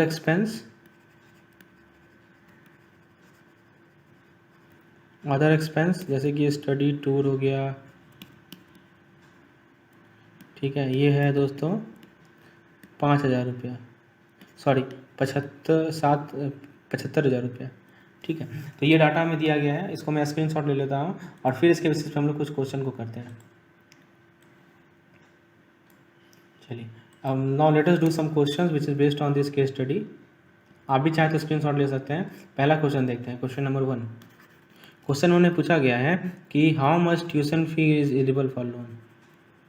how much tuition fee eligible for loan. तो लोन के लिए कितना ट्यूशन फी एलिजिबल है? तो दोस्तों लोन के लिए क्या है, लोन के लिए फुल अमाउंट एलिजिबल है। ठीक है, फुल अमाउंट तो 8 लाख रुपया। ठीक है, चलिए उसके बाद क्वेश्चन नंबर 2 है कि how much hostel fee, how much hostel fee eligible for loan. तो हॉस्टल फी कितना एलिजिबल है लोन के लिए? तो दोस्तों हॉस्टल फी भी जो आपका पूरा का पूरा मेंशन अमाउंट है वो एलिजिबल है 60,000 रुपया। तीसरा है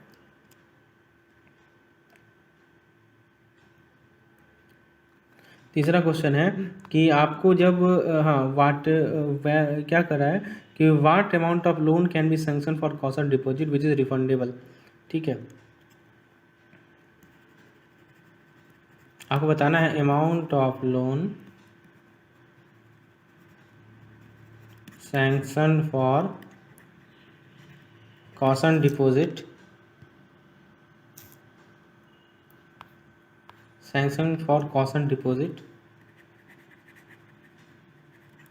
which is refundable।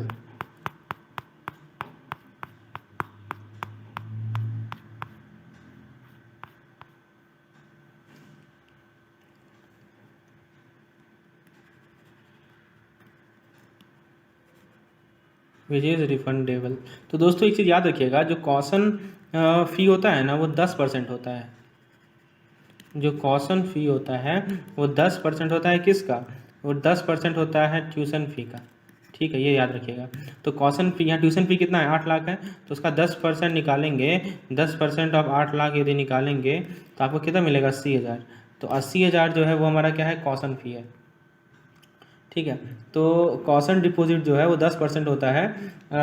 तो देखिए 10% यहाँ पे इस केस में क्या है हमारा, इस केस में हमारा कितना हो जाएगा ये? तो ट्यूशन फ़ी का 10% यानी कि 8 लाख 80,000 रुपया। ठीक है, तो जो 80,000 रुपया है वो होगा, उसे आप क्या कर सकते हैं? 80,000 रुपया जो है वो रिफंडेबल है। ठीक है, नेक्स्ट क्वेश्चन पूछेगा। नेक्स्ट क्वेश्चन हम लोग नेक्स्ट पेज अगले स्लाइड में देखते हैं। चौथा नंबर क्वेश्चन से पूछेगा कि हाउ मच अमाउंट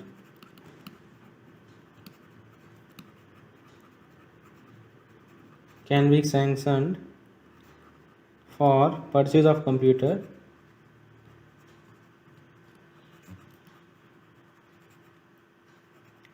परचेज के लिए या बुक परचेज के लिए। ठीक है, एंड अदर एक्सपेंस के लिए कितना लोन सैंक्शन कर सकते हैं। ठीक है, तो इसका नियम पहले समझिए। इसका नियम क्या है कि इसमें देखिए, यदि आपको कंप्यूटर परचेज करना है, बुक परचेज करना है, ठीक है, तो वो 20% होता है ट्यूशन फी का। ठीक है, उसका नियम क्या है कि वो क्या होता है, वो कितना होता है? 20%। ठीक है, ये नियम याद रखिएगा। जो कंप्यूटर है, बुक्स है, ड्रेस है, मिसलेनियस एक्सपेंस है।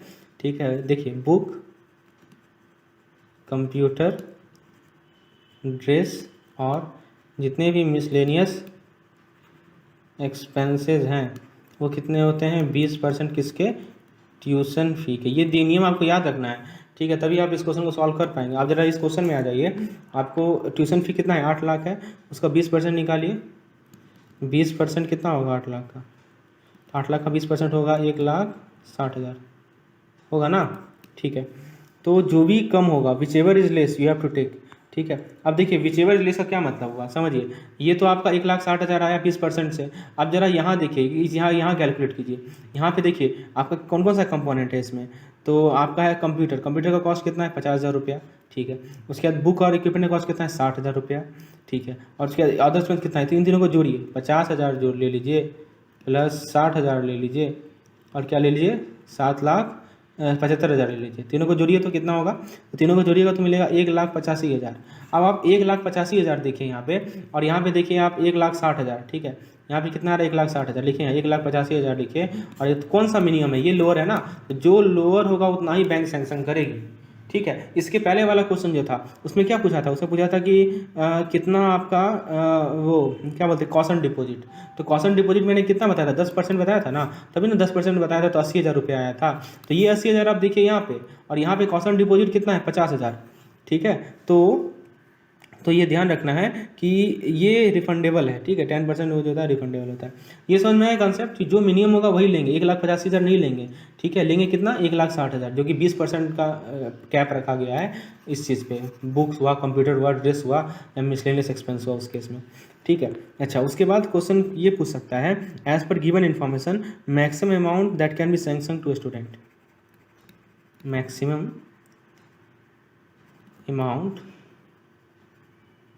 सैंक्शन टू स्टूडेंट, ठीक है। तो वो कितना हो जाएगा बताइए, वो हो जाएगा tuition fee plus hostel fee plus caution deposit, यही होगा ना, ठीक है। अच्छा, मार्जिन कितना चाहिए, ये भी इंपॉर्टेंट है। छठवां क्वेश्चन ये पूछेगा, 6 नंबर क्वेश्चन ये पूछेगा कि margin is equal to question mark. तो दोस्तों याद रखिएगा, मार्जिन मनी यदि 4 लाख से कम है तो नील, तो नहीं चाहिए।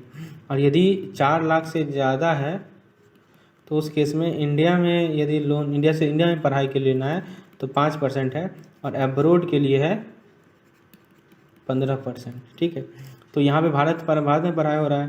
तो दोस्तों आप ये जो है मार्जिन मनी जो लेंगे वो किस पे लेंगे, वो सब पे लेंगे, ठीक है। तो दोस्तों ट्यूशन फ़ी कितना है, तो ट्यूशन फ़ी कितना है बताइए, ट्यूशन फ़ी 8 लाख, ठीक है। उसके बाद आपका हॉस्टल फ़ी कितना है, हॉस्टल फ़ी है दोस्तों आपका हॉस्टल फ़ी कितना है 60,000 है ना, देखिए हॉस्टल फ़ी कितना है, हॉस्टल फ़ी है 60,000, ठीक है 60,000। और कॉशन डिपॉजिट, तो कॉशन डिपॉजिट है दोस्तों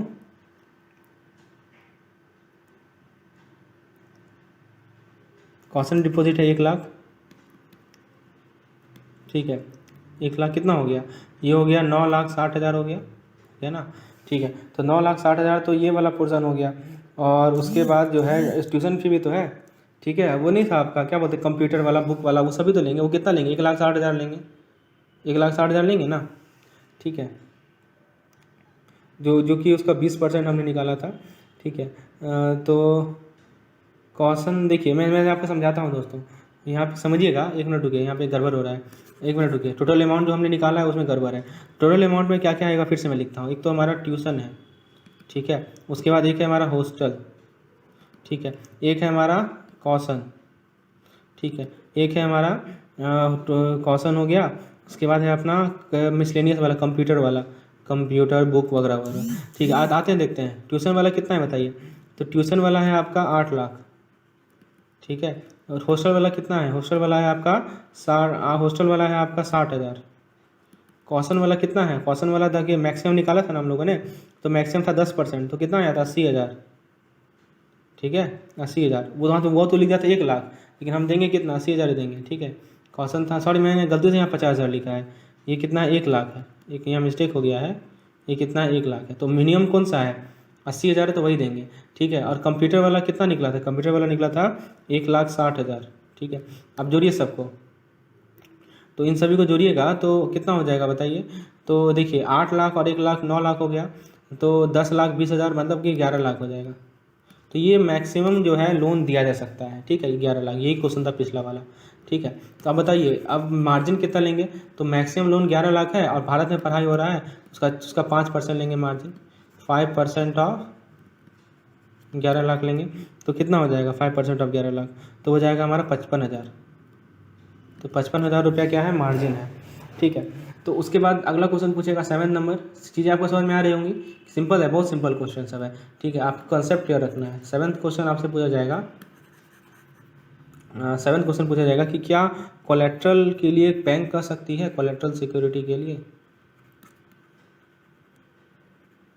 बताइए। एजुकेशन लोन है, कोलेट्रल सिक्योरिटी के लिए बैंक कर सकती है, तो हाँ कर सकती है। देखिए 4 लाख के नीचे का लोन हो तो नील, ठीक है। उसके बाद यदि 4 से लेके 7.5 लाख तक का एजुकेशन लोन हो तो उस केस में थर्ड पार्टी गारंटी होता है, थर्ड पार्टी गारंटी होता है। और यदि 7 लाख से ऊपर का लोन है तो उस केस में बैंक कर सकती है कोलेट्रल सिक्योरिटी के लिए, ठीक है। मान लीजिए कि लोन को 3 साल में ही कंप्लीट कर लिया गया, तो मैक्सिमम रिपेमेंट पीरियड कितना होगा, सॉरी यदि कोर्स जो है वो 3 साल में ही कंप्लीट कर लिया गया तो मैक्सिमम रिपेमेंट पीरियड कितना होगा, ठीक है। तो दोस्तों देखिए रिपेमेंट पीरियड यदि निकालेंगे तो रिपेमेंट पीरियड में सबसे पहले आएगा हमारा कोर्स पीरियड, क्या आएगा, कोर्स पीरियड। उसके बाद क्या आएगा, मॉरिटोरियम पीरियड, और फिर उसके बाद क्या आएगा, 15 ईयर्स, ठीक है। तो कोर्स पीरियड कितना है,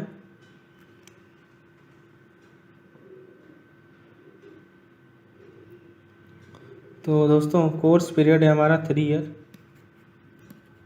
plus moratorium period 1 year plus 15 year, तो ये हो जाएगा कितना, 19 ईयर मैक्स, ये मैक्सिमम रिपेमेंट पीरियड, ठीक है। चलिए तो ये था हमारा एजुकेशन लोन पे बेस्ड केस स्टडी, ये 9th नंबर केस स्टडी था।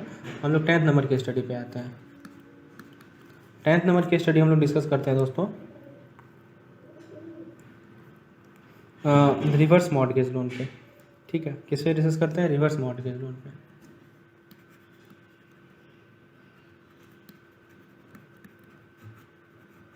समझिएगा रिवर्स मॉर्टगेज लोन पे क्या क्वेश्चन पूछा जाता है, तो देखिए क्वेश्चन मैं समझाता हूँ।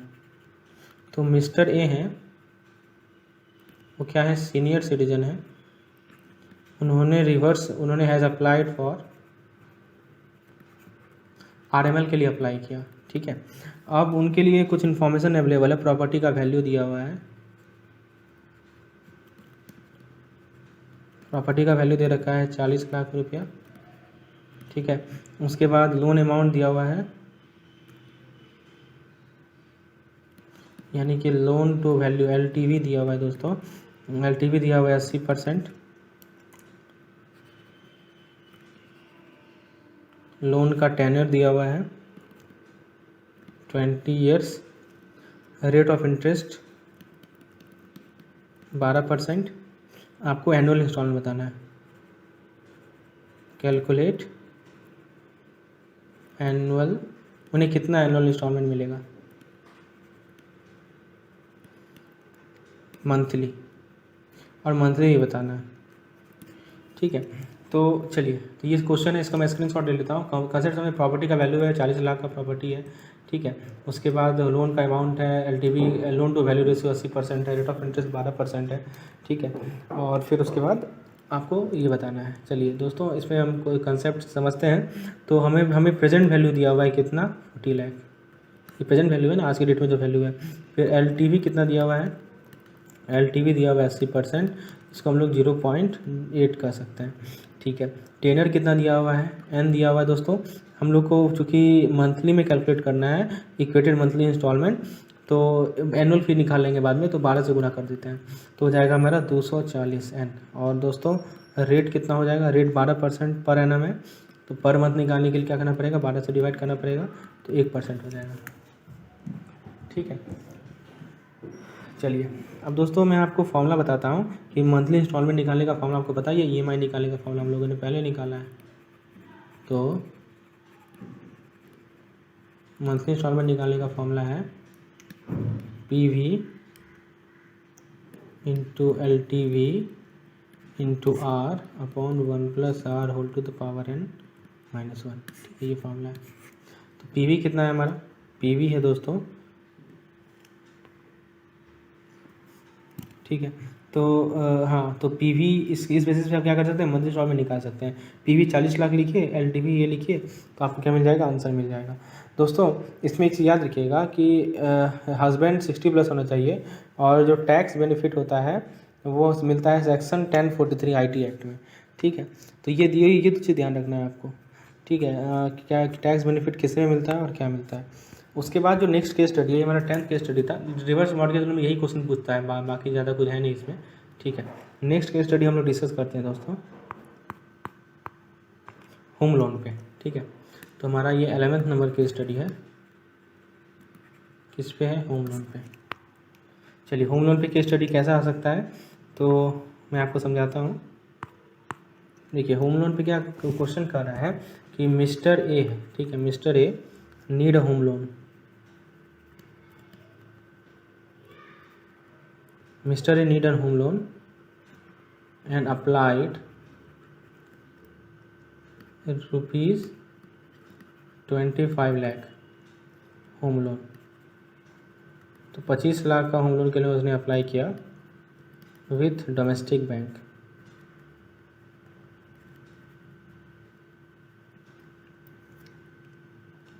और बैंक ने क्या किया, सैंक्शन कर दिया, बैंक ने क्या किया, सैंक्शन कर दिया 25 लाख का लोन।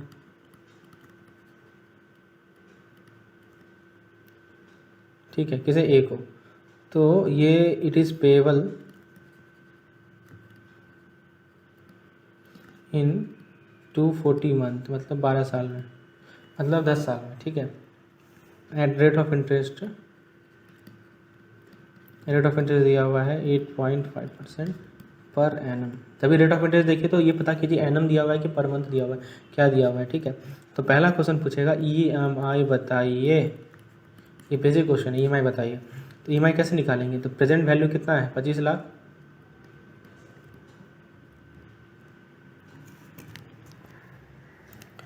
ये हमारा 25 लाख है। ठीक है, सॉरी, ये प्रेजेंट वैल्यू नहीं है दोस्तों। EMI जो है हमारा, ये जो P है, जो 25 लाख का लोन उसने के लिए अप्लाई किया है, ये प्रिंसिपल है हमारा।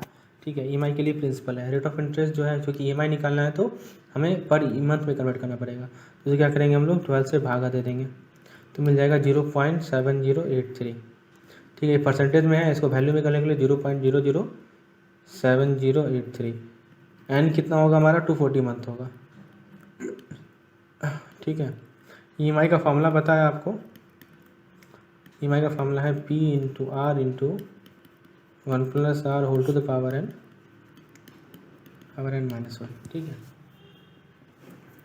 चलिए, तो इस केस में आप यदि कैलकुलेशन करेंगे तो मैं आपको कैलकुलेशन करके दिखाता हूँ। देखिए, इसमें हो जाएगा हमारा 25 1 2 1 2 3 0.007083 into 1.007083 whole to the power 210 upon 1.007083 whole to the power 210 -1। ठीक है, तो इसका वैल्यू जो आपको मिलेगा, जो आप इसे कैलकुलेशन करेंगे तो मिल जाएगा 21,695। ठीक है, ये आपका वैल्यू मिलेगा। चलिए, तो ये डाटा तो आपको, मैं इसका स्क्रीनशॉट ले लेता हूँ क्योंकि आगे काम आएगा। इसके बेसिस पे नेक्स्ट क्वेश्चन को देखते हैं। आपको EMI का फॉर्मूला याद करके जाना है क्योंकि काफ़ी इंपॉर्टेंट फॉर्मूला है EMI का। उसके बाद दोस्तों नेक्स्ट क्वेश्चन जो इससे पूछा जाता है वो ये है कि how much interest will be paid.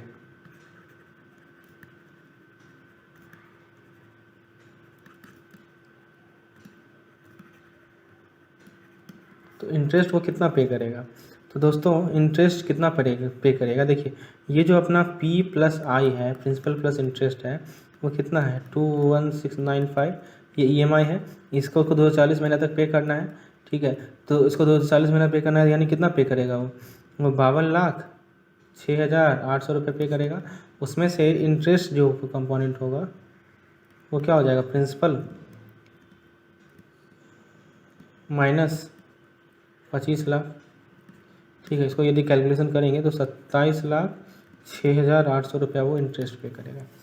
ठीक है, उसके बाद नेक्स्ट क्वेश्चन पूछा जाएगा इस पर।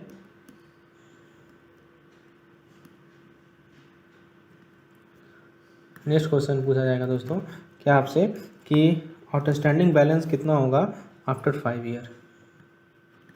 Outstanding balance after 5 years. ठीक है, और ये देखना है आपको, ये ध्यान रखना है कि EMI कंटिन्यूसली पेमेंट हुआ है, on continuous payment of EMI। देखिए वो सिंपल क्वेश्चन है, तो कैसे निकालिएगा बताइए आउटस्टैंडिंग अमाउंट। देखिए समझिए, इससे बहुत अच्छा क्वेश्चन है दोस्तों। सबसे पहले आप क्या कीजिए, इस फ्यूचर वैल्यू निकालिए। फ्यूचर वैल्यू निकाल सकते हैं, ये बेसिकली एक तरह का एन्युटी तो है। तो एन्युटी का फ्यूचर वैल्यू कैसे निकालते हैं, एन्युटी का फ्यूचर वैल्यू निकालते हैं दोस्तों present value into 1 + r whole to the power n। ठीक है, तो देखिए यहाँ पे अपना प्रेजेंट वैल्यू कितना लेना है, 25 लाख का लोन लेना है। ठीक है, 25 लाख, क्योंकि इसका वैल्यू भी तो बढ़ेगा, ये 25 लाख का भी तो वैल्यू बढ़ेगा, वो भी तो आपको देखना है। ठीक है, तो दोस्तों देखिए 25 लाख होगा और r कितना है 0.007083 होल टू द पावर 60, क्योंकि n यहाँ पे 5 साल है तो ये हो जाएगा। इसको कैलकुलेशन यदि आप करेंगे तो ये मिल जाएगा 38,17,500। ठीक है, अच्छा ये एक तरह का ऑर्डिनरी एन्युटी है। तो ये तो प्रेजेंट वैल्यू का हम लोगों ने फ्यूचर वैल्यू निकाला। अब यदि ऑर्डिनरी एन्युटी का यदि हम लोग फ्यूचर वैल्यू निकालेंगे तो उसका फॉर्मूला आपको पता है, A/R 1 + r whole to the power n - 1। तो ये कितना है हमारा एन्युटी, हम लोग कितना दे रहे हैं पर मंथ, हम लोग इंटरेस्ट कितना दे रहे हैं 21,695। r कितना है हमारा 0.007083 और 1 प्लस ये हो जाएगा 0.007083। n कितना है हमारा 60 - 1, तो ये मिल जाएगा आपको 16,14,183। ठीक है, मतलब इतना एन्युटी का पेमेंट हो चुका होगा, इसका फ्यूचर वैल्यू आपको मिला इतना उस वक्त है। तो दोस्तों आउटस्टैंडिंग बैलेंस जो होगा वो कितना हो जाएगा, इधरों को सब्ट्रैक्ट कर लीजिए, 38,17,500 माइनस 16,14,183, यानी कि 2,20,331। ठीक है, ये होगा आउटस्टैंडिंग। चलिए उसके बाद दोस्तों नेक्स्ट क्वेश्चन को देखते हैं।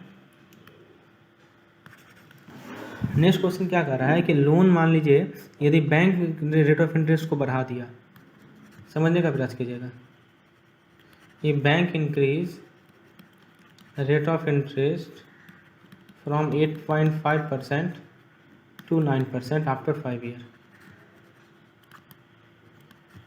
5 साल के बाद बैंक ने 809, तो EMI कितना पे करना पड़ेगा ना, EMI टू बी पेड ना, अब कितना EMI पे करना पड़ेगा बताइए, कितना EMI पे करना पड़ेगा। देखिए दोस्तों, तो आप बताइए प्रेजेंट वैल्यू 5 ईयर के बाद कितना निकला, प्रेजेंट वैल्यू आफ्टर 5 ईयर, ये हमने निकाला ना अभी।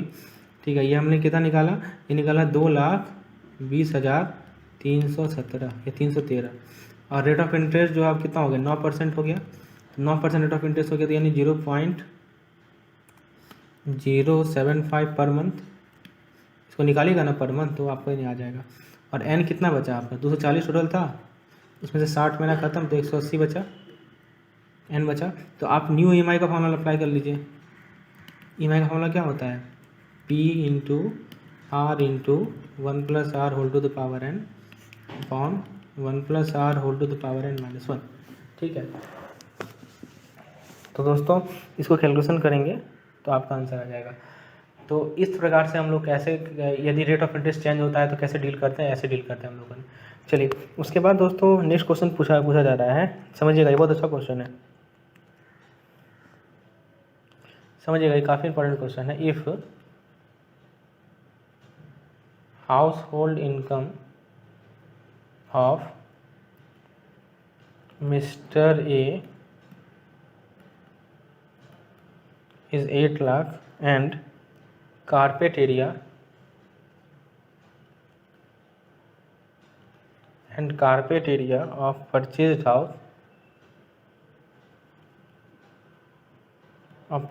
house is 150 square meter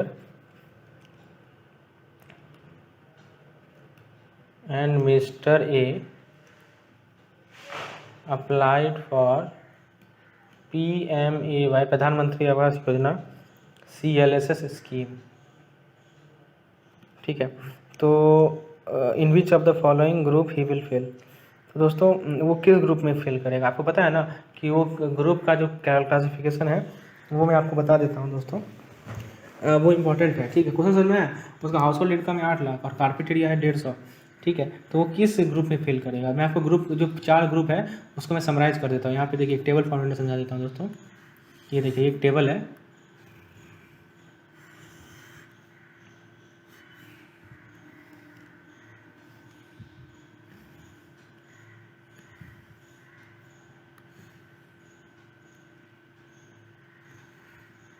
ठीक है,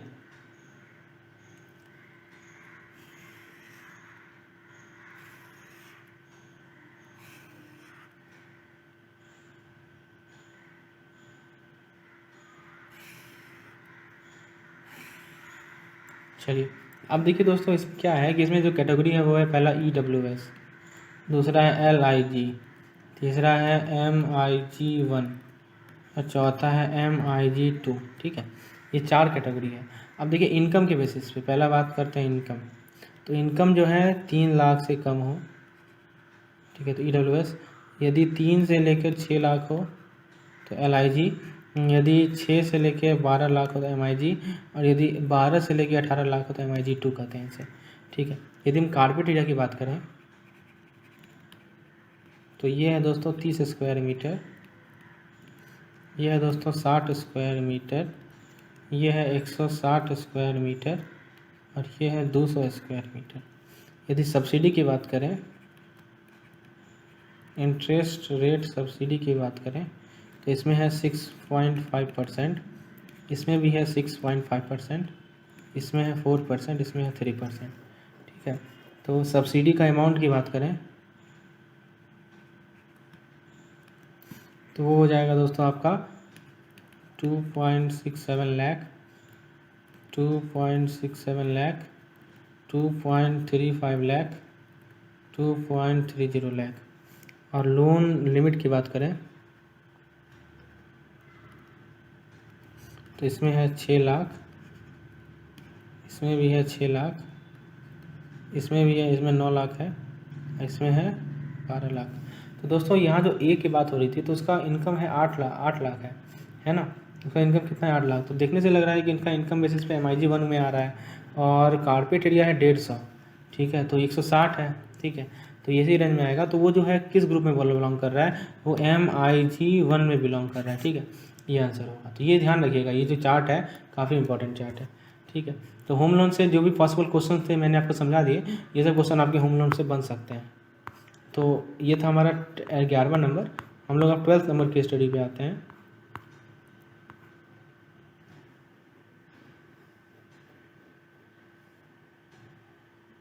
ट्वेल्थ नंबर की स्टडी पे हम लोग डिस्कस करते हैं दोस्तों। 12th नंबर की स्टडी में एक क्वेश्चन मैंने रिवर्स मॉडकेज में फिर से बताता हूँ दोस्तों, क्योंकि वहाँ पे मैंने कैलकुलेशन नहीं किया था, तो मैं आपको कैलकुलेशन बताता हूँ। रिवर्स मॉडगेज में मैं देखिए एक केस लेते हैं।